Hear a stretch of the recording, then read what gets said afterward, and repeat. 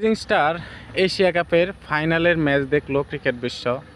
নানান নাটকীয়তা মঞ্চস্থ হলো এই নাটকের মঞ্চে, যেখানে পাকিস্তান প্রথমে ব্যাট করতে নেমে মামুলি এক টার্গেট দেয় বাংলাদেশের ব্যাটারদের।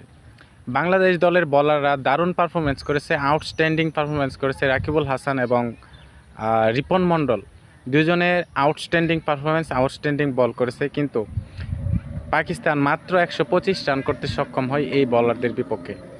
আর এই রান তারা করতে নেমে বাংলাদেশের ব্যাটাররা যে বাজে পারফরমেন্স, যে বাজে ব্যাটিং প্রদর্শন করেছে, সত্যিই অকল্পনীয়, কল্পনাশূন্য নয়, কল্পনাপ্রসন্ন নয় এই বাজে ব্যাটিং।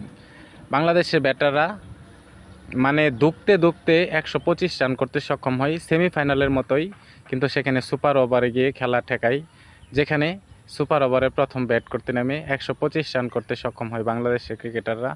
আর এর জবাবে সুপার ওভারে 6 রান করতে সক্ষম হয়। এর জবাবে ব্যাট করতে নেমে পাকিস্তানরা খুব সহজেই এই রানটা তাড়া করে জয় করে ফেলে।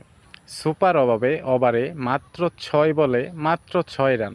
আপনি কল্পনা করতে পারেন বাংলাদেশের যে অধপতন, বাংলাদেশের ব্যাটারদের যে অধপতন আসলে কল্পনার বাইরে।